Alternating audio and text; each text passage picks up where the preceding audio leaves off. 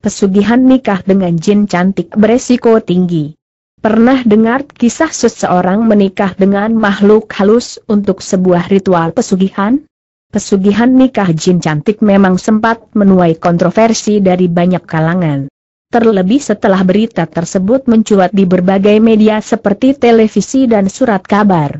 Lantas bagaimana menyikapi hal tersebut?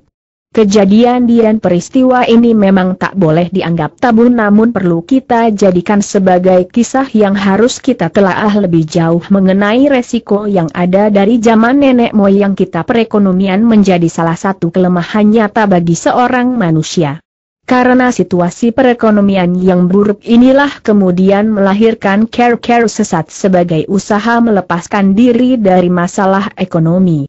Selain pesugihan uang goib, salah satu usaha sesat yang menyeramkan yakni pesugihan menikahi jin cantik.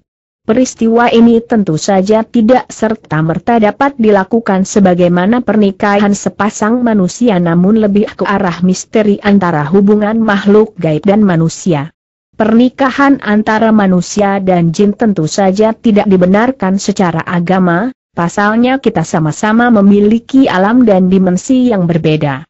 Jangankan melangsungkan pernikahan sah secara negara, secara agama saja hal ini sangat ditentang. Meskipun hukum dan aturan demikian adanya, namun acap kali manusia yang kurang mengedepankan logika terjerumus dalam persekutuan dengan makhluk gaib jenis jin ini. Para lelaku jenis pesugihan ini memang tidak sembarang orang dapat melakukannya, melainkan dibantu oleh seseorang yang ahli di bidangnya seperti dukun dan paranormal khusus. Syarat dan ritual yang harus dilakukan oleh pelaku pun sangat banyak dan tergolong berat.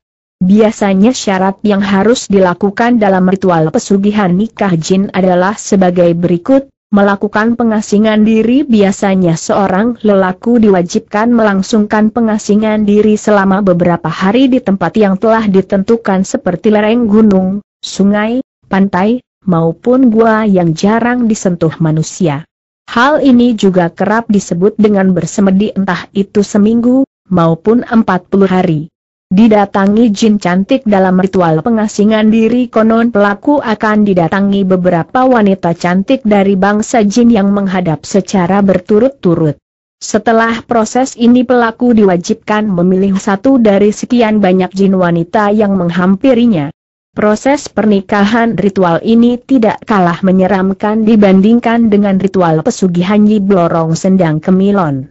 Pasalnya dalam ritual ini si pencari pesugihan akan dinikahkan dengan jin cantik pilihannya oleh seorang dukun yang menjadi sekutunya. Dalam proses ini tentu saja ada berbagai macam syarat serta sesaji yang harus dipenuhi oleh orang tersebut.